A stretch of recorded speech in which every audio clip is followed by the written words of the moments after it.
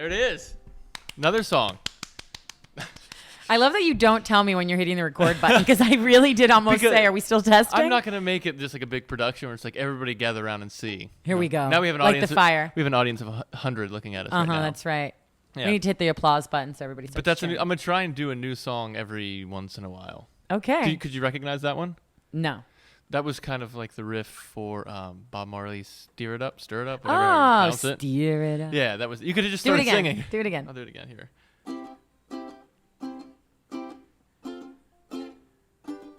Stir There It you Up. Bravo. Let's not even do any talking. Let's just do that. That reminds me, I went to a reggae music festival a couple years ago with my best friend Alana, and you know, like I don't have a big array or a big vast knowledge of reggae music. So I just thought, oh, it'll be cool. You know, like the headliners were Damian Marley and some of the other Marley family members. Yeah. But, you know, reggae music isn't just obviously just Bob Marley style music. Yeah, and so it's very different. And some of it can be really interesting. Yeah, it's... I was a little out of place there because I wasn't expecting that kind of music. Yeah, they have that and they have like the reggaeton stuff. Yeah. And it's, I don't know, it's like when everybody asks you, what kind of music you like and you say reggae, but like, who do you like? Like everybody. It's embarrassing to say Bob Marley. Can I say, all right, let's just take Bob Marley out of it. Other than that, there's other good ones. Damian Marley. Ziggy Marley is another one. And Kimani Marley. And there's a bunch of them. I think he had like 9 or 10 kids. I could be wrong. He could be 11 or 12. I think it was like a lot though. Do you know my dermatologist told me? He had a lot of baby mamas My too. dermatologist told me that he died from skin cancer on the bottom of his foot. So there's a lot of actually conspiracy theories out there. Because I have a freckle on the bottom of my foot, and my dermatologist always checks it because I go twice a year, and he always tells me the same thing about Bob Marley. I've heard that. I've also heard because he was a big soccer player too. So I also heard that like he got a cut, got infected, and then also there's some cancer stuff that happened too. A lot of people think it was the U.S. government. Or some other type of government. Just like Tupac, right? They're still alive somewhere. But I don't know. I haven't investigated why Bob Marley died, but here's a big question. I always ask this question of people that was you talk about music. If Bob Marley did not die, and let's say the guy was still around, would he still be as like a legend? And that's one of the names of the album. Would he still be like that crazy? Yeah, think about like Kurt Cobain died early and like had like 1 or 2 albums out, right? And like he's now he's a god. The same thing. Jimi Hendrix, like Amy Winehouse. Here's the it's true. Janis Joplin.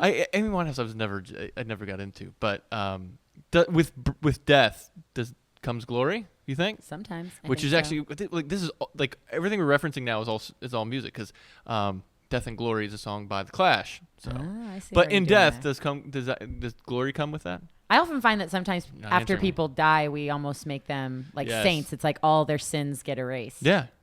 Why not? Right? Might as well. We're never going to talk about what a jerk they were. Yeah. Well, some people. There's some really bad people. But so that was Bob Marley. I have another one. You want to hear it? Yeah. This is funny. Everybody out there that's listening to the podcast is like, okay, I thought we were going to talk about health today. I figured that this is the very beginning to a song that I guarantee you, if you're over the age of 35, you would never get. Okay. But if you... So you're really on the cusp there. You only got a few more years of knowing this song. Let's see if I can do this one. Because I did it, and like I sent it to people, and a couple people got it, but it was it goes a little something like this. It was like...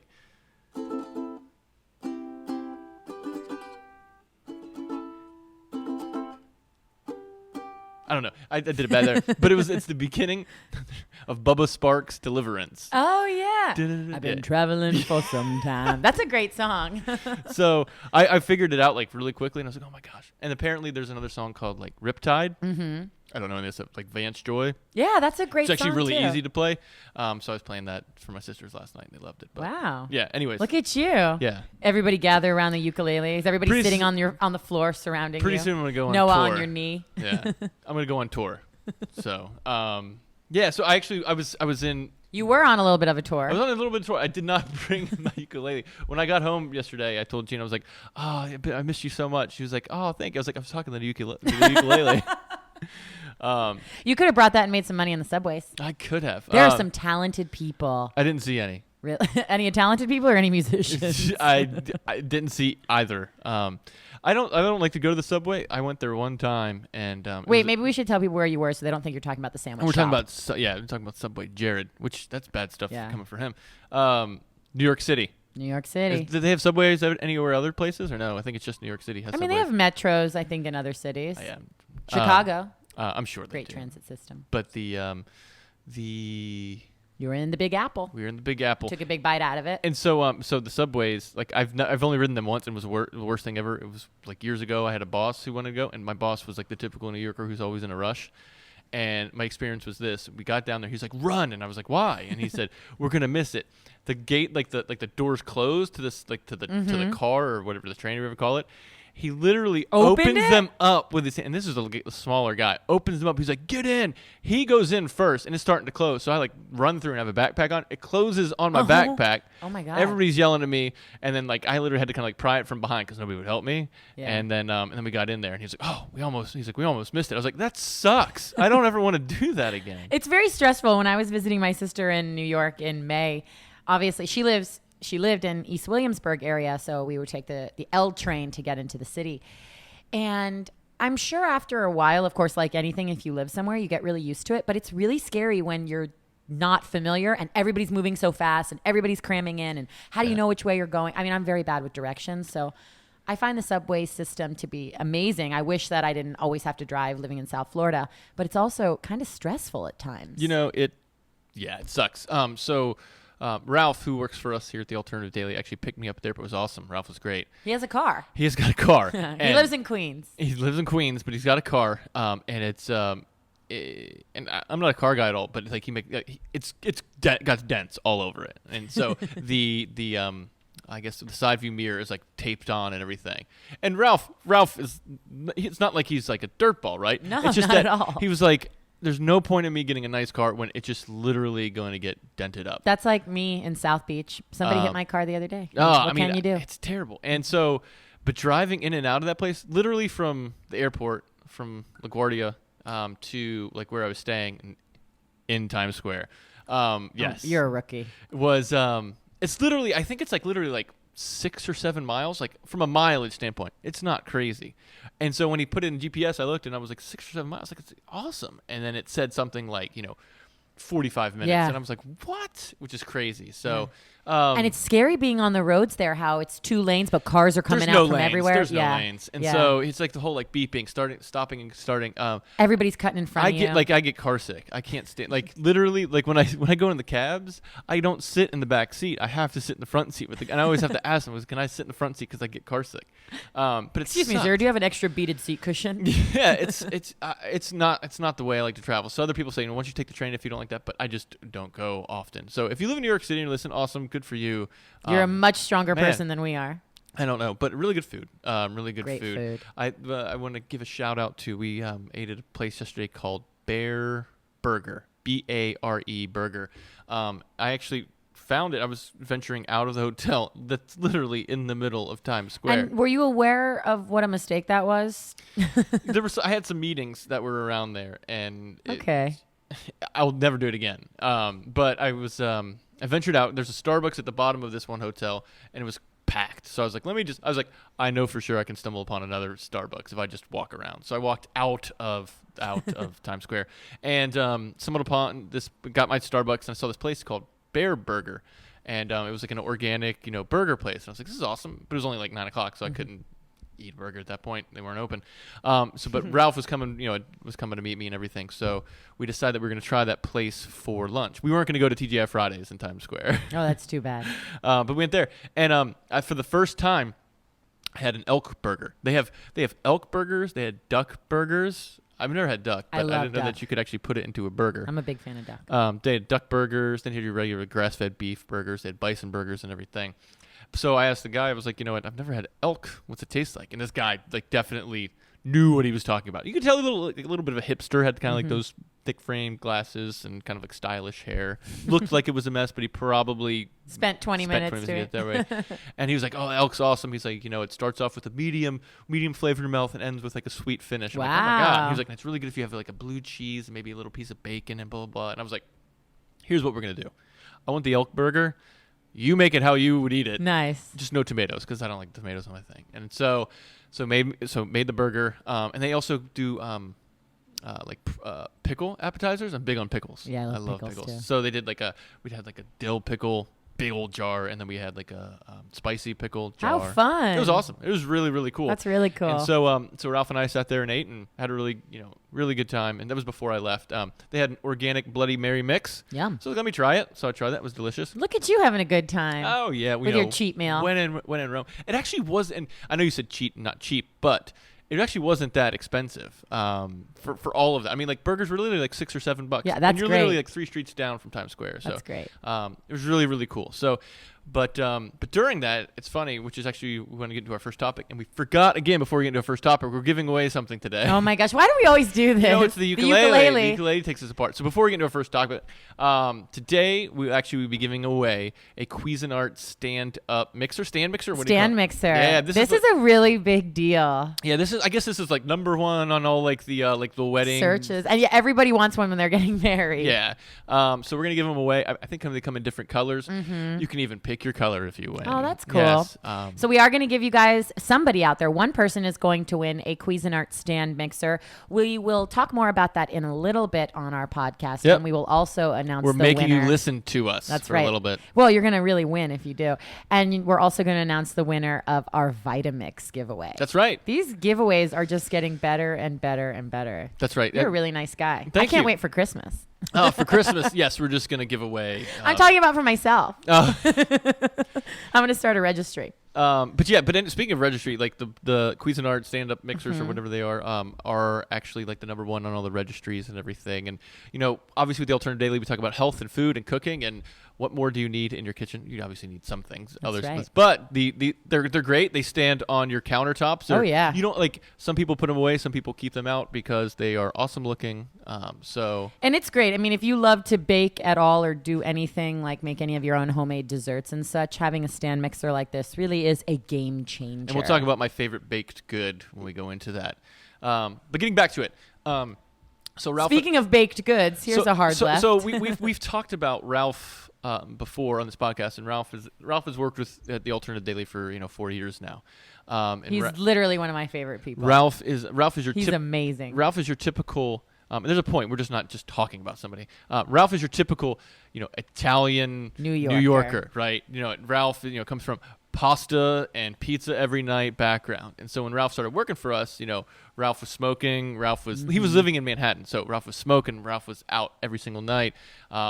He would tell you he was overweight. Obviously he wasn't the healthiest of people. Definitely, actually wore. Actually, I don't think he's gonna make a big deal about this. Wore kind of like the sleep apnea masks and stuff like that. Snore. Just had like a bunch of just different health problems.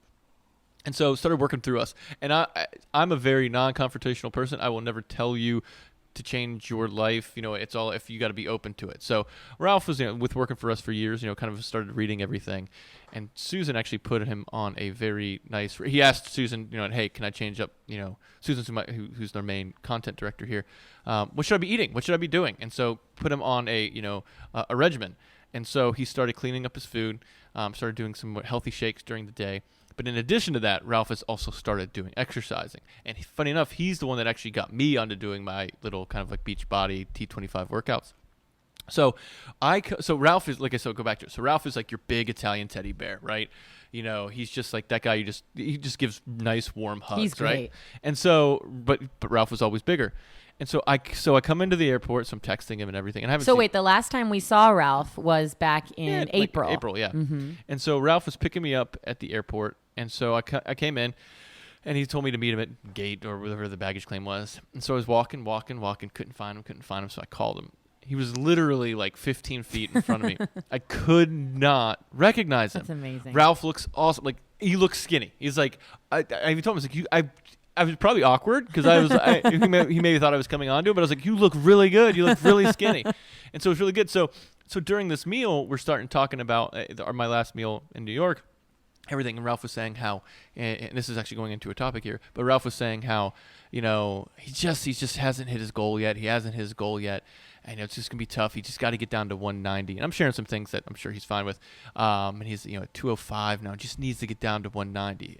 And so I kept looking at him and I was like, what is it about the 190 thing, right? It's not so much that you just want to weigh in 190, you just want to feel good. And so he was like, yeah, he's like, but, my buddies, they all, ask, what are you weighing? What is this thing? Some guy's saying, 185 and 195. He's like, and those numbers sound good. And I'm like, Ralph, you need to get off of that. And so it's something you and I have talked about, which is kind of like that weight loss factor versus just, looking and feeling good and all these different types of things. So I was asking him questions. I was like, and he was like, you're getting passionate now. I'm like, yeah, as I'm eating a burger, right then. I was like, absolutely. I was like, because you look good.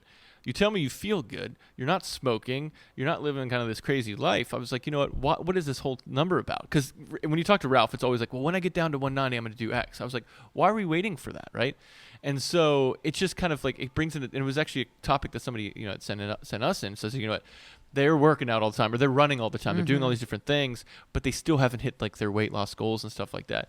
And it all depends on like the exercises and workouts you're doing. So Ralph is doing a lot of, it's kind of like the T25s are kind of like a cardio weight type of thing. So he's not just like out there running just to drop weight. And so he kept saying he got down to 203, but now he's at 207, and the 207 numbers are scaring him. So I was saying that 207 is not fat. You've been actually putting on, muscle, and it weighs, it definitely, it's heavy, but you don't feel it. It's you're actually skinnier. You're skinnier now than you were. You just weigh more. And so we were starting to talk about it. And I know this is something that you were talking about earlier, a couple podcasts ago, which was you actually weigh more now than you did in college. And of course you don't look like you're, Well, that's the thing. I mean, I'm the kind of person, just for myself, and I know that I've talked about this probably ad nauseum on the podcast before, but I love to work out. I'm wearing my workout clothes now because I figured if I dressed in them this morning, then I'd be motivated to go to the gym when I left here. But I've been working out for a couple of years now, and pretty continuously. And I've noticed that, especially in the past year and a half, I have put on a little bit more weight. And I've never been somebody that lives by a number on the scale. Sure. But yeah, I mean, based on how much I weighed in college, I mean, I'm probably 15 pounds heavier. Yeah. But I look better. I'm about the same size overall. And I'm more confident even just in how I look, and I can fit into things. And so it's really interesting because I think a lot of times people, especially when they're new to losing weight or when they are, driven by a certain number, and then you start building lean muscle and you start noticing that maybe you're eating more because you're working out more. There's all these factors that like we're almost conditioned to think, okay, I have to at a certain number and I have to watch what I eat and I have to do this and I have to do this. But I mean, for me, I have a huge breakfast every day and I work out every day. I step on the scale and sometimes that's, a little bit higher or lower. And I don't really let that. I judge, my barometer is certain clothes that I have, how they fit, how I look. Now, do you fit into, are your clothes smaller now than they were when you were in college? My clothes are about the same. About the same size. So for me, but you're 50 pounds heavier, which, exactly. For somebody like Ralph, that makes him like kind of, because they think 15 pounds heavier, they think, it's gonna be a much bigger lose, size. 15 more pounds. No. Right. No, I'm pretty much the same size, maybe a little bit of a bigger size than I was when I was in college. I graduated 7 years ago. So it's like to be the same size as I was, when I was 21 I'm pretty happy with that. So what I was telling Ralph too was that, I look at this from a couple different angles. One is, if you're just going by the scale, right, those are for people that are just dieting and not doing any type of exercise. And there are some people that, I always think you should do some movement and some active things, but some people just decide they're going to go on like one of these crash diets and they lose 30 or 40 pounds, which is great, awesome, but they need to keep that up and start being more active. But I was telling Ralph, if you're just doing weight loss, if you're just doing crash diets, that's when you look at the scale. Not that I'm promoting that at all, but that's when people just start looking at the scale. That's not what he's doing. He's eating healthy, and he's eating sustainably healthy, meaning like it's not something just like he's just drinking, cayenne pepper water every day. So he's eating healthily. More healthy than he was before, and he's doing exercises. So he's doing all the right things, and he just needs to stop looking at the scale, because looking at the scale is not for the lifestyle that he is working out and eating for right now. So, and then it kind of was bringing up the other topic of, the one question we had, which was somebody who was saying that they were running, a big runner. They were running marathons and triathlons, but still had a little bit of kind of like belly fat and still had a little bit of excess fat.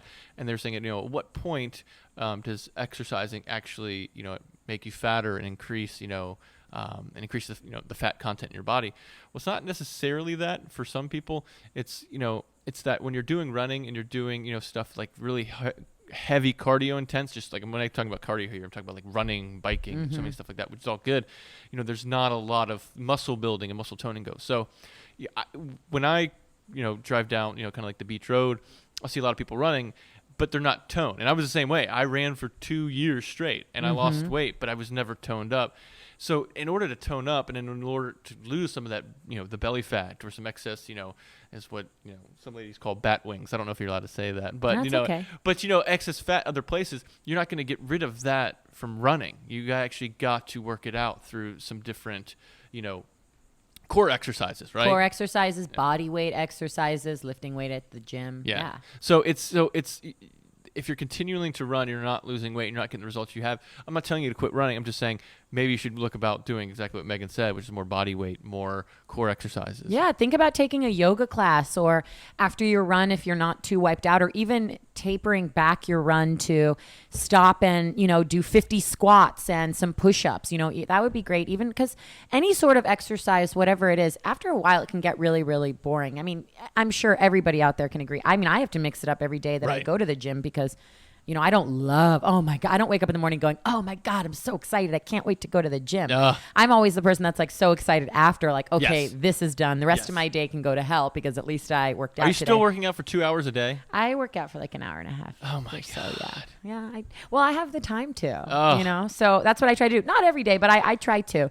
So, now you're just hanging around talking to people by the water cooler. Yeah, with like the towel over my shoulder with my sports bra on. Yeah, right. No, not at all. I find, though, that something like running, let's say, or something like biking, or if you're swimming a lot, think about doing something that would counter that would actually help improve your running. So my boyfriend's mom, she's in great, great shape. I mean, she just looks amazing. And she's a really big runner. And for about a year now or so, she's actually started getting into some yoga as well. And she's found that not only is she getting and building a little bit of muscle and toning, but it's making it better for her when she runs. And they'll tell you that even people that train for triathlons and stuff go into the gym and lift a little bit of weight. You'll build bigger leg muscles. You'll build bigger arm muscles. Your core will be stronger. Then you're running and you've got more endurance and all of that. So I think that finding that healthy balance, and again, in my opinion, truly, use your clothes, use measurements more than using a number on the scale, because it can be scary. Even in the beginning, if you start lifting weight, your muscles in your body actually swell a little bit because they retain some water. So when I first started lifting heavier weight, when my boyfriend was like, okay, you don't need 5-pound weights, you're stronger than that, start lifting weight, I was getting upset, like, oh my God, like I'm going to look like a man. I'm getting so puffy. And then after a couple weeks, your body loses that it stops hanging on to all that water and stuff. And then you lean out and you're like, okay. There you go. Now I'm like towel over my shoulder, flexing in front of the muscles. Like, who's bad? Who's bad? You are too. 3. I'm just kidding, kind of. Oh, yeah. So Megan actually on Instagram, sometimes she posts videos and pictures of her working out. So make sure you check those out. Yeah, that's at the Alternative That's what she does. Daily. She has a headband on, just looking in the mirror, just doing bicep curls. I'm like, oh yeah, protein powder. Yeah. So Ralph, stop looking at the scale. And continue to eat healthy and continue to do your workouts. Oh, here's the other thing I do want to kind of. So the question Ralph had was, he's like, here's what I'm thinking. I'm thinking maybe I should just stop working out for 2 weeks, throw my body into shock, and then maybe after that it's going to go into hyper fat burning mode. I was like, Ralph, where's the science behind that? What are you talking about right now? And he was like, throwing your body into shock. I was like, some people, talk about like the intermittent fasting and stuff like that, but just not doing anything active for 2 weeks and then doing it again is not. No, that's just you just think it's a good idea. So Ralph, keep working out, as you're doing, and keep eating healthily and stop looking at the scale. You look good. I'm sure you already look great. Yeah.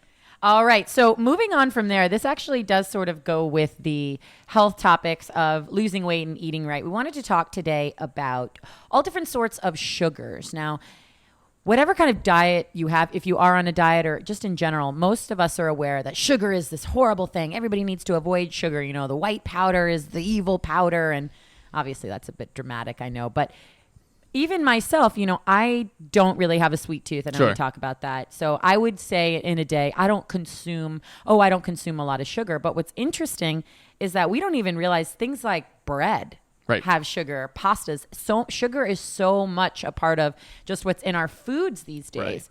And so we wanted to talk a little bit about alternative sugars, and also what we think, because of having incredible PR and marketing teams out there, what is good might actually kind of be worse. Absolutely. Oh, that's a very good lead-in. Look at Right? that. Like Now you have to strum the ukulele. Dun, dun, yeah. dun. You like work for like CNN or a local like news team. Like, very good lead-in. No, absolutely. You know, I was never concerned about sugar before. Like, I actually don't have a sugar, like a sweet tooth either. So I was never one to like eat cookies and everything. But I do drink things that say like coffee, right? And tea. And of course, you're talking about breads and stuff. So breads, you know, if you don't know by now, you know, you should know that, you know, the breads aren't actually helping you, you know, and they definitely have sugars in them. So if you are eating a lot of bread and you want to lose some weight or you want to feel better, stop eating bread. And even gluten-free, though. Sorry to interrupt. But yeah, even absolutely. Some people think that, like, switching to a gluten-free diet, there's a lot of sugars found in gluten-free products. And it goes into kind of the marketing of it, too, which is, you know, people will slap gluten-free on anything now, right? And people that, like me, I don't have celiacs, but I might see gluten-free and think, oh, well, I should go with that one. It's probably better for me. I mean, there's, like, popsicles at Whole Foods. They'll say, you know, gluten-free. Well, I mean, yeah. I mean, like, my ukulele might also be gluten-free, but, you know, it doesn't mean I should eat it. So there's a lot of things that, you know, that you need to be careful, even though it says gluten-free. And especially, here's another one, sugar-free. You know, if things say sugar-free, that doesn't necessarily mean good and healthy, right? You're almost better with the sugar, in my opinion. I actually look at that. So I always like to give real-life examples, right? So let's say you have a cup of coffee, and you're presented with 3 different sources of sweetener. And here in this kind of, I always like to play this again, and you have to do it or something bad happens. Gun to your head. Gun to your head, you have to eat one of the sugars. And you have Splenda, you have, you know, Equal, and then you also just have like white sugar. I go with the white sugar. Absolutely. I always with the white sugar. I mean, because the white sugar's just got one ingredient in it, right? The other stuff with the aspartame and the sucralose and, you know, and the saccharides and all that type of stuff, you know, it's or saccharin, I'm sorry. It's, you know, I'd rather just go with the white sugar. Now, I'm not pouring tons of it in there, but that's what I'm using. However, for sweeteners for coffees and even some baking and stuff like that too, I always just tend to go with just, you know, if I can, I get organic. Now, here's something to also think too is, you know, organic, you'll see like organic cane sugar or like pure cane sugar. It's still sugar, right? It's still not the best, right? But you know, you should be looking for, and I know that we actually have a kind of a list here that we want to talk about. You know, if you have to have some type of sweetener, you know, go for the pure cane sugar. Go for if you can do it organic, great. Like we have, like when we bake or when I do some different marinades and stuff, and I will use a sweetener occasionally in there. I'll use, you know, I actually have organic brown sugar, organic cane sugar. The turbinado sugar, you know, it's one of those things where it sounds like it'd be really good. It's still sugar, and that's what we always just got to be careful of. Yeah. So the best sweeteners, if we're going to use them, honey. Obviously, we talk a lot about that on the Alternative Daily, and local honey if you can, and then you're actually providing your body some benefits. You know, there is some, you know, obviously the sugars in honey aren't necessarily great, but your body does actually store them differently. However, you know, there's definitely some benefits for having local honey. Coconut sugar is one that I also use too for coffees and teas. Yep. Coconut sugar right there. And, you know, I think I get it at Whole Foods and wherever it is, like a big canister. Yeah, you have the coconut sugar and the coconut crystal. I really like those. And these are all actually, you know, low glycemic sugars as well, too. So I like those. The ones that I typically stay away from, and I've, you know, obviously mentioned the aspartame and all that good stuff. And it's funny, I always talk about, like, you know, the worst things ever. If you're looking at Diet Coke versus Coke, gun to your head, which one are you going to drink? I mean, drink the Coke. I would definitely drink go with the Coke. Yep. But, you know, even though it's got more calories, you know, but we're not counting calories here. But there are some bad ones. And one of the top bad ones is agave nectar, which is so interesting because it's marketed as being this healthy, safe, because it's natural, all natural sugar replacement. And as it turns out, agave nectar is really, really bad. Now, for those of you who don't know, agave nectar is from the blue agave, which is an exotic plant. It's actually found in Mexico, and it grows in this rich volcanic soil. So it's really, really nutrient-dense soil that, you know, grows these blue agave plants. But what happens is when it becomes processed and broken down, it actually is really, really comparable to high fructose corn syrup. Now, Right. we've talked about high fructose corn syrup. Excuse me, try saying that 3 times fast. That is something that is found in a lot of terrible foods and a lot of processed things that we tell you guys to avoid. And that right there alone leads to a lot of certain cancers, high blood pressure, heart disease, type 2 diabetes. We really, really, really encourage you guys to stay away from high fructose corn syrup. But what's interesting is the marketing, and that's sort of what we see a lot of. Even certain things like when we're talking about gluten-free, Agave has this incredible PR and marketing team behind it that wants you to believe that consuming something like an all-natural sugar is better. But the problem is the way that the body breaks it down is not good. That's why you're always better off going for one of the more natural ones, just like even regular white sugar is better for you than agave. Well, you should say is less worse for you. Yeah, is less worse for you. That's true. Gun to your head. Things that negative health effects, actually, I'm just going to tell you a couple here. And this was an article that I pulled from our website, thealternativedaily.com.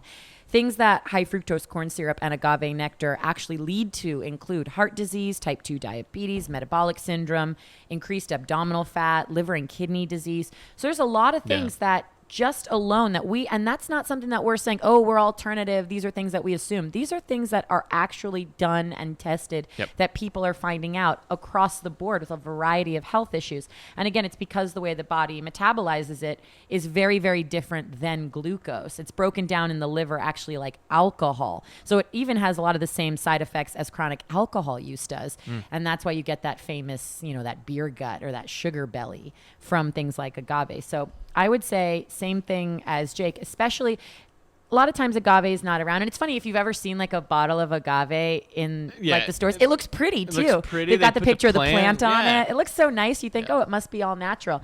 But no, it's not. So the next time you're at a diner or a restaurant, you get coffee or something and you see that little white packet of sugar next to the pink packet and the blue packet of equal and all that. If you have a gun to your head. If you have a gun to your head. Because I'm always going to suggest, drinking it don't even black. Touch it, yeah. But if you have to have some sugar and there are no healthy alternatives like coconut sugar or even, again, like raw organic cane sugar, which is a better example. If you have to pick, go for the regular white sugar. And, even brown sugar. I use brown sugar sometimes too. But as it turns out, really the only thing that commercial brown sugar is actually just refined white sugar with some molasses added to it. So it's not necessarily better or worse for you than the white sugar. But really, because there definitely are health benefits of molasses. Oh, too. yeah, I mean, absolutely. That's actually a good, another good alternative sweetener too is molasses. If you actually want to do it, I mean, it's thick. It's thick, but some people actually put that in their coffee and their teas. Yeah, well, I mean, if it's hot, I suppose you could just I think mix it's it blackstrap molasses is the good stuff. But yeah, the one good thing that comes from the agave plant, we all know, is tequila. Yeah, which actually is it's one of the better alcohols for you. It's actually one of the better alcohols. Maybe not for your social life or your behavior. Yeah, you take a sip and you want to fight somebody immediately. But I just want to like dance on things. Oh, you dance? That's funny.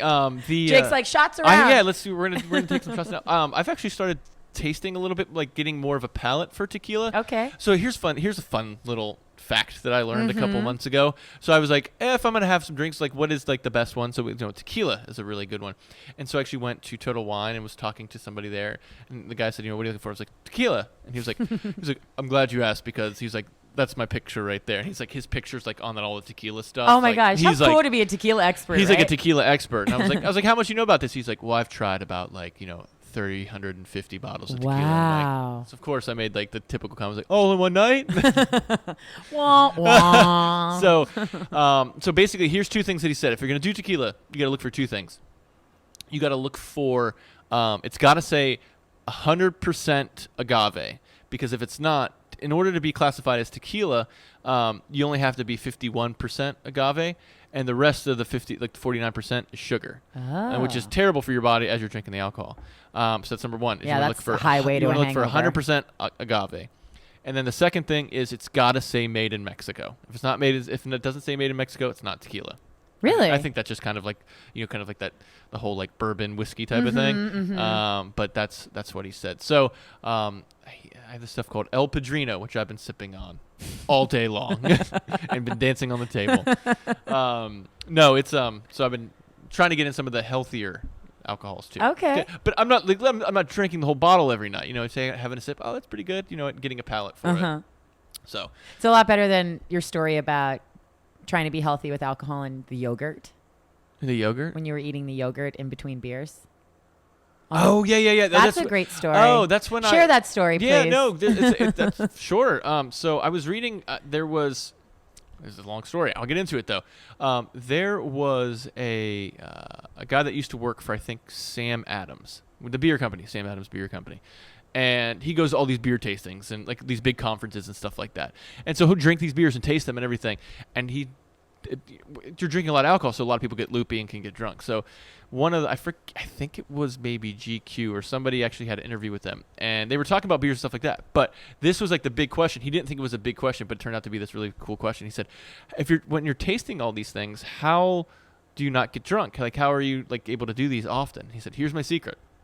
I actually take yeast, like baker's yeast, like Fleischmann's yeast, and what he'll do, and I forget the amounts, and what he'll do is he'll put for every drink that he's gonna have, he does like a spoonful of yeast in yogurt. So if he knows he's gonna have 6 beers, he has to do it I think he said he's got to do it 30 minutes or an hour beforehand. He'll take 6 teaspoons or tablespoons, whatever it was. I'm not advising anybody to do this, right? This is complete disclaimer. Puts them in yogurt and then eats them. And then actually there's a reaction between the yeast and the alcohols that come in, which actually he does not get as drunk, right? You still feel a little bit of effects of it. And of course, don't drink and drive, etc. Disclaimer. So I tried that. We were actually going to go out somewhere with some friends, and I was like, my buddies are going to try and get me to drink, a couple more beers than I'm used to. So I tried the Fleischmann's yeast. I had like a mouthful of like yogurt and I yeast remember you and telling a me belly this. full of like yeast, and it was like, I will say that I did not feel like, I felt like a little buzzed after like beers and stuff like that, but not like crazy. And so it did help, but like I was so stuffed. I feel like I had like a whole like loaf of bread in my stomach. So I don't think it's good from a health standpoint, but it was just kind of a cool story that what I did. So let's go into our contest winners. That's right. From last week. So last week we asked everybody out there if you wanted to win a Vitamix, which, yes, the exact same Vitamix that we all hear and that we all see. Yeah. That Vitamix. We were going to give one lucky person a Vitamix. And that's right. That's the background music. Yeah, I don't know how to do like the drum roll with the ukulele, but so we got a ton of submissions, and everybody, just so you guys know, we do go through. I read every single person's email, so lots and lots of emails, and people submitted some great ideas for topics. Hopefully, some of you out there probably realized that we've been talking about some of your topics, yeah. And we do pick our winners, based on a couple criteria. Did you answer both of our questions? One was to submit a topic you want to hear. And the second question was, do you want us to keep the podcast health related only, or do you want us to talk about other topics as well? And so we kind of found this great balance that we're going to do, which is we are going to talk about other topics, but we're always going to figure out a way to keep it health or wellness or lifestyle related. And so we never were going to go completely non-health. We're always going to talk about health, but it's going to be kind of like a little 50-50, 60-40, maybe 70-30 blend. Something like that. We'll just see how it goes on the day. So we do appreciate every single person, and there were a lot of you that wrote in for the Vitamix. And the winner is Mr. Stephen Brown. All right. Congratulations, Stephen. We will be reaching out to you directly to get your mailing address, and we're going to ship you a Vitamix. Yes. So now I know some of you are probably very disappointed that you did not win a Vitamix, and we understand that. So we want to give another person an opportunity to win something. So as we mentioned earlier in this podcast, we are going to be giving one lucky person, a man or a woman, we're going to pick them at random, a Cuisinart stand mixer. Oh, yeah. I had a Cuisinart stand mixer. It is serious. It is really awesome. This is something that if you love to cook, if you love to bake, it is one of those things that's really going to be a game changer for you in the kitchen, because sometimes you really can't make certain desserts and whip it by hand. Whip, the ingredients healthy by desserts. Hand. Of course, healthy desserts. But you need a stand mixer for a lot of things. And it's cool because these stand mixers, you can actually purchase later on different attachments to it. Yep. And so you can, make your own pasta. You can do all sorts of things with it. So we are going to give somebody Make your own meringue. Ooh, that sounds fancy. We are going to give somebody a Cuisinart stand mixer. So The color of your choice, too. That's right. So here's what you have to do. You have to email podcast@thealternativedaily.com. Now, the subject line this time, you just have to put in it whatever your favorite baked or healthy dessert is. Yeah. So if I were writing in, I would email podcast@thealternativedaily.com. Yeah. And the subject line for me would be carrot cake. Carrot cake. Okay. Can you make that with a Stand mixer? Yeah. I'm sure, because you have to mix everything up to Sure. make the actual cake. If Jake was writing into podcast That's @thealternativedaily.com, his subject line would be No bake brownies, but you could still use it because you just don't have to put it in the oven. That's right. No bake brownies are actually really good. It's you use all organic ingredients is what I use, but cocoa. It's like oatmeal and peanut butter. That sounds delicious. Oh my God. And very easy. And you could use your stand mixer for mixing all that up. Awesome. It's excellent. So once you email podcast@thealternativedaily.com, and your subject line can be whatever you want to be, as long as it is your favorite healthy dessert or baked good. So it could be cookies, brownies, carrot cake, anything you want. You have to do 2 things in the email. And here's the thing. You have to do both of these things, because a lot of people wrote in and they forgot 1 or 2, and then we just can't count it because these are the rules. The first thing is we want you to submit a topic that you're interested in hearing us potentially talk about on a future podcast, because we do want to give you we read guys every single one of these. We either talk about it either on the podcast or on the website. So we do want to, get your guys' input on what you want to hear more about. So any sort of topic at all that you want to hear about, health related or otherwise. And the second thing that you have to do is you have to tell us something that you enjoy about these podcasts. Have you learned something? We want a pat on the back. That's right. We want to feel good about ourselves. Have you learned something from listening to one of our podcasts? Do you like them? What do you love? Anything at all that you want to let us know about the podcast. Maybe we talked about something in a previous podcast that you didn't know about. It's not going to be something like I'm going to read every single person and then decide that they complimented us the best, so therefore they win. Right. Because as long as you guys do both things, give us a topic that you want us to discuss and tell us something that you enjoy or something you've learned about the podcast, you're going to be entered, and then we will pick at random. So don't feel like you're going to need to, wax poetic about how great I am. Wax poetic. I like that. Or you can about the ukulele playing. That's right. A couple of people did write in that they really liked your ukulele playing. Yeah. That's why he won't put it down now.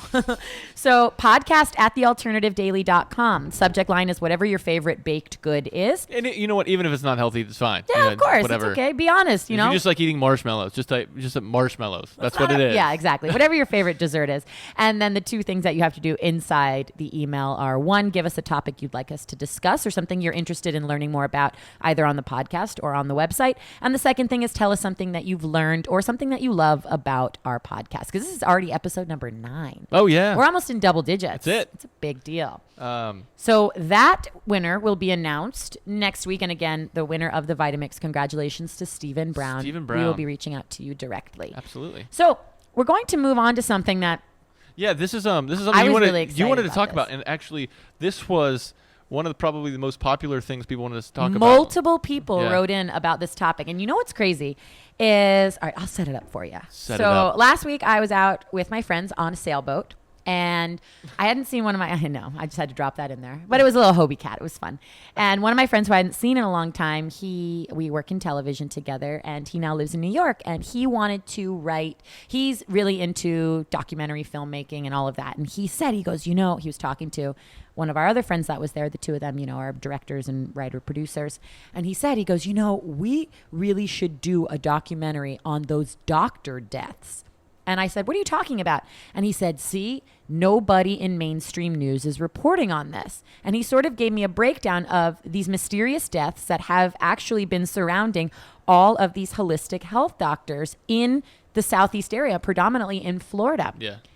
Interestingly enough, I have not heard about this on the news at all. Multiple people like you guys and gals out there that are listening to this right now wrote in about this topic. And I just find that fascinating.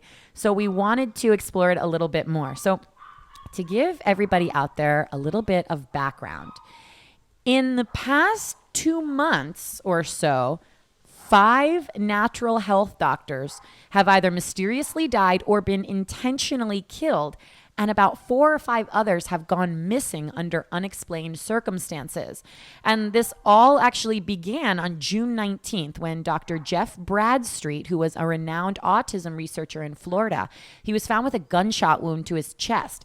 And what's interesting is that just a few days before he died, the FDA had actually raided his offices. Now, people were ruling this as a suicide, right, but a lot of people are saying, it might be kind of suspicious. Okay, so that was just one, right? That was just one. So okay, he was just one. It could be, Exactly. But then what happened was 2 days later, Dr. Nicholas Gonzalez died of a heart attack. Now, again, maybe something that just happens. People drop dead, unfortunately, all the time.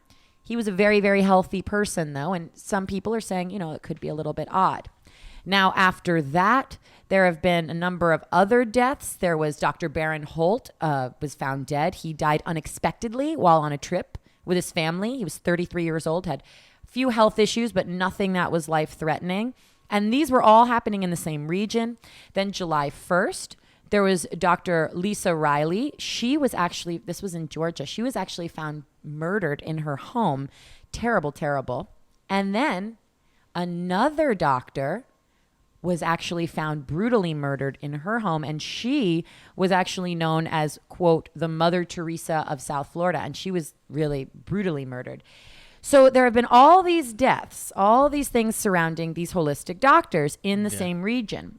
And people are starting to wonder, what's going on. Now, sometimes it could just be coincidence. But as it turns out, 2 of these doctors, Dr. Bradstreet and Dr. Nicholas Gonzalez, were both alternative doctors. Bradstreet was an alternative autism doctor, and Gonzalez was an alternative cancer doctor. And what's interesting is they were both known for their research on, and I'm going to try and pronounce this as best as I can, globulin component macrophage activating factor. Now that's GCMAF. Now, this is not a drug. This is a natural substance that's produced in the body. And it actually is also created in labs and stuff in Europe. And Bradstreet and Gonzalez were 2 doctors that were both using it on their patients, one for autism and one for their cancer patients. And what's interesting is that they both recently spoke at this conference and were both talking about GCMAF and the benefits of how this naturally occurring thing that can be injected into people have been helping cancer people and people with autism.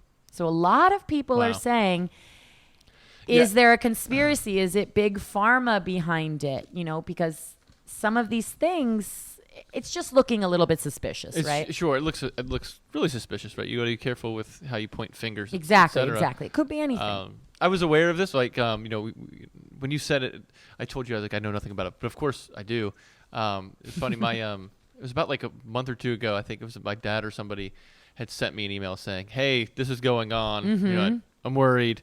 And then even my wife said something. She said, "Oh, look what's going on. Be careful," type of deal, right? Yeah. Because we are like an alternative health type of website, so it's definitely on my radar, right? One thing we're not at the Alternative Daily is conspiracy. I don't want to say, because there's nothing wrong with conspiracy theories, because it's actually thinking outside the box. I like that. Mm-hmm. But we don't run stories based off conspiracies, because we are literally just all about fact there. But it is, there's definitely, it's a coincidence, right? Or or is it, right? And so it's definitely suspicious that all of these are happening. The thing, I get, in life, things happen, and there's a lot of random stuff that happens in life. So could it just be completely random that these 5 doctors? Yes.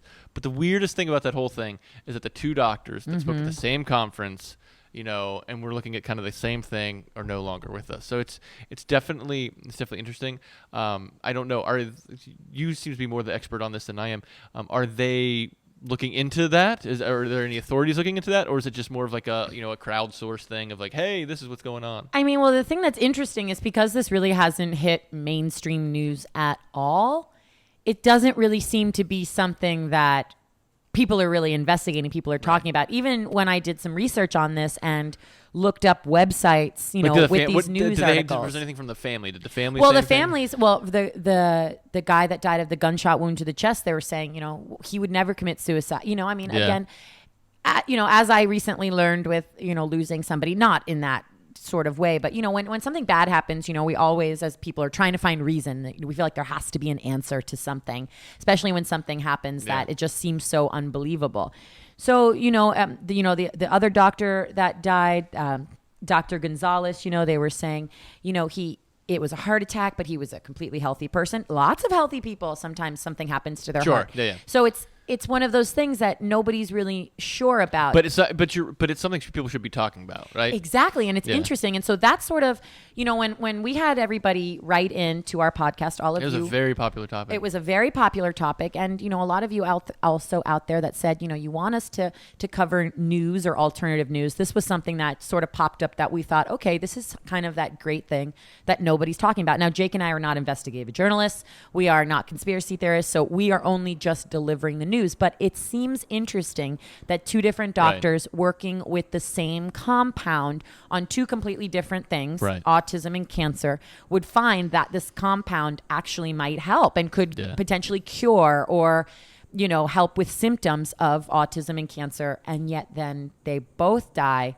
within 2 days of each other. It's a little sketchy. I mean, it's one of those things that if we were watching a movie, we'd be like, oh, okay, there's a big conspiracy theory. So I think that maybe even in our culture and our society today, life is not a movie. Right. We're almost like drawn to wanting to say, oh, there's got to be a link between things. I think the best thing to do is just talk about it, because this reminds me of just the we talked about those two boys that went missing in Jupiter, and unfortunately they haven't found them after about 2 weeks now. But the big thing is everybody started talking about it. And there wasn't much that people could do. Like people in Idaho couldn't do things about it. People in Texas, but they just started talking about it.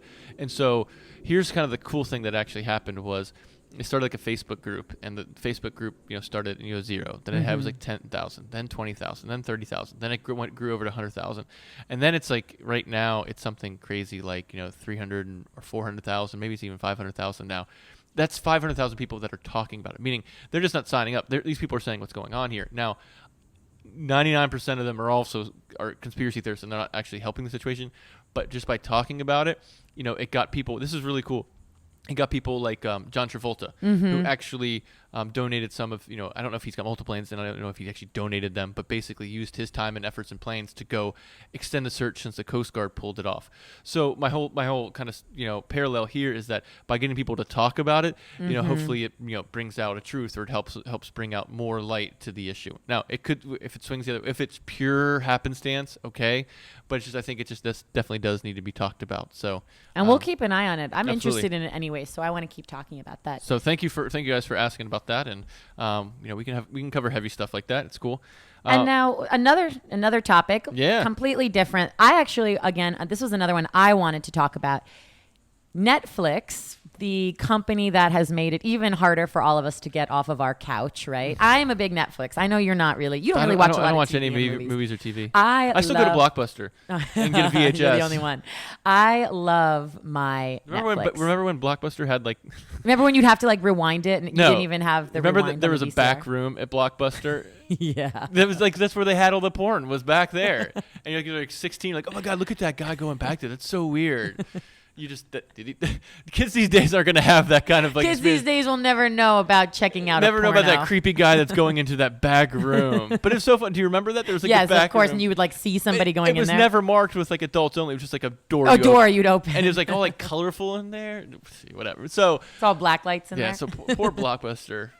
So Netflix, many can blame Netflix for being the death of Blockbuster. I love Netflix. I love to watch different shows. I think Netflix is just great.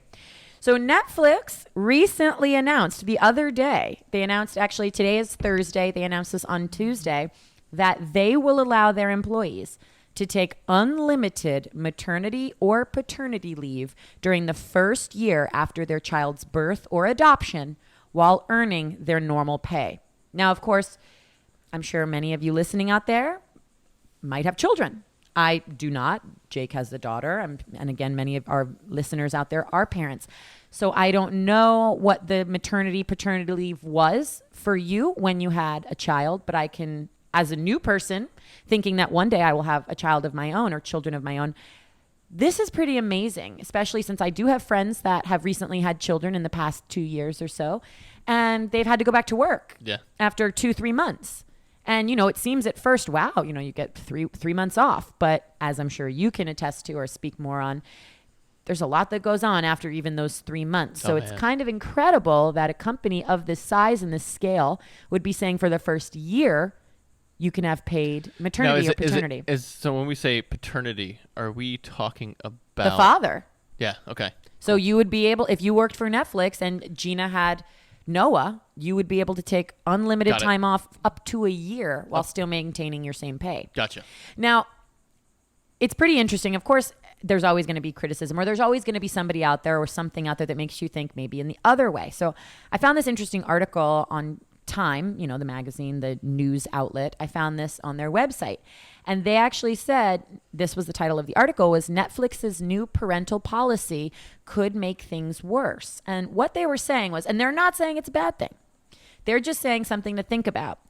One of the things that they were saying was, first, offering this unlimited leave in the first year to new moms and dads means the remaining employees who don't fit the bill, they'll have to pick up the slack. Right. So this could turn to, strains among coworkers, make it less effective in the workplace. Yep. Then, and this is maybe something that you can speak more about, they were saying it isn't fair to babies by encouraging mothers or fathers who are still the primary parent at home to bond with their baby for a long period of time with the expectation that they'll return to work means the baby will become even more attached to the parent, and then separation will become even more intolerable. That's bullshit. You think so? Yes, 100%. Okay. Why do you say that? So the first one I kind of agree with, right? So if somebody's working and then they're not there, and then all the responsibility falls to so because they wouldn't be able to hire a new person. Right. Netflix is a big company, right? Mm-hmm. So they have a lot of people working for them. So you imagine that they could spread some of that stuff out. That part though, I get where if I'm in a department where it's just like me and another person, and we have a manager, and that person leaves now, and it's like now I got to do all that work and stuff like that. They probably would hire another person, but they're hoping that their profits and end over end increase so that they can do it. That part I kind of understand. And however, the second part I think is, I don't know who wrote that article. Children need to bond with their parents, right? And so by saying that it could actually hurt the baby by having the parent bond with them for a first year and then having to get ripped away or whatever, they're not getting ripped away. It's only going to help the baby, right? So it's also encouraging breastfeeding too, in any other way, because now the person's at home, and now that person's at home and can breastfeed and doesn't necessarily have to pump. By the way, pumping I've never pumped, but I've been around. I've been around it with my best friend. I've cleaned the pump. Pumping sucks. Any mother will tell you, it just sucks. So it actually it can just help them to actually just breastfeed. Now again, people may have to pump, and this is not about pumping. Mm-hmm. But I'm saying it actually helps you not have to pump, because I remember Gina pumping as she was driving down the road because she needed to get some out. So this actually encourages breastfeeding in my eyes. Kids need to be with their parents. This is just literally a human being that was just born. I'm sorry if kids need to be attached, and it's if you're gonna just basically have the baby and then throw them into like a babysitter, from day 2, you need to spend time with your child. So the alternative daily, we actually have an unlimited vacation policy, and with that goes obviously unlimited paternity and maternity. So I think it's really cool. There's definitely downsides. Things are never black and white. I was actually just reading an article yesterday about. Did you hear about the the CEO who gave everybody the minimum wage was raised it to $70,000, and now the company is in terrible trouble. Well, yeah, but this is after the first couple months after it. So you do a big shakeup like that, something's going to happen. Some of the downsides, however, that have happened have been, what about the people that were making, $85,000 that were managers, and now they have people that, were just like entry level who are making maybe 30 now are making 70, and it just kind of there's all different aspects of it. There's all different things to consider there, but there's definitely downsides. You see what's happening. I think the guy will weather the storm. I think it's really kind of cool, but it's just kind of all to see how it happens throughout a longer period of time. You can't just kind of take a quick snapshot. But for something like this, or for paternity and maternity leave, I think kids need to just be with their parents and be with or be with somebody close with the family. The whole that just really bothered me about the whole, they're going to have to spend, spend time with their child for a year, and then, then they're going to have to go away, and that's attachment. They're going to have attachment issues. No, I don't think it's going to be like that at all. I think it's interesting because I'm glad that you said that, because I was thinking, with a company like Netflix, of course, maybe they could hire somebody else on. It wouldn't be as big of a deal. Right. But even here, the fact that you're saying there's unlimited maternity or paternity leave. Yeah, we're small. Right, exactly. You're a small company, so that responsibility might fall to somebody else, or you might have to do that. Because I was thinking, wow, well, of course Netflix could do it, but could the mom and pop business hire somebody else while still giving that person on leave the same salary? You do it so like... I'm just kind of giving a background scenes to just running a business. I have people that I know that I 100% trust, that I know that aren't just doing anything just to screw me. I know that they're hard workers, they're great people, they're great family members. So I almost kind of I trust them. Now, when you have a bigger company like Netflix and stuff, and you have some, some people who are just starting out of college, I'm not saying people out of college have babies and stuff like that, but with a bigger company, it's tougher. However, it's also easier because you can just hire another person, right? So with a smaller company, especially this guy who did the $70,000 minimum wage, you got to be very careful and very dialed in when you have a small business. And so, my staff, my employees, I 100% trust all of them. So it's that kind of like give and take. You gotta have that mutual respect, and they love it, and none of them really disappear for like a year and be like, oh, this is a great vacation. We have like a heads up type of thing, but it's good. My big thing, like when I was working at a job, I just hated the fact that like somebody told me you can take off 2 weeks this year, and I hated that. And so when I knew that when I was going to start a company, I knew that it's going to be up, because when I one job was like 2 weeks vacation, the other one was like 4. I'm like, oh my God, I got 4. People need to. I don't think they should be constrained in that way, And it's definitely good for productivity. It's definitely good for your business. When I went away for vacation for a week, a couple weeks ago, I came back reinvigorated, ready to do it. So, I praise Netflix for it. I don't think anything bad is going to come of it, and especially just with. I mean, we're not even talking about vacation. We're talking about paternity, maternity. It's not like these parents are now just going to go to Tahiti. For of course, their lives have changed. Maybe they will, but they're not going to go to. They need to. Having a child is a big deal, and then if you can actually get paid while you are actually caring for your human being, doing the biggest job of your life. Absolutely, I essentially. think it's awesome. So, bravo, Netflix. Yeah, and shame on you for that bad number 2 one. But yeah. So all right. Well, that's going to do it for us today. Yeah. Just a quick reminder. Email us, podcast at thealternativedaily.com. You have to do almost like 3 things you have to do. Yeah, there's a few things you have to do. So well, tell yeah. us. But you're going to win a Cuisinart stand mixer, so you might as well. Oh, and just a reminder, remember to say please and thank you in your emails. Come on now, people.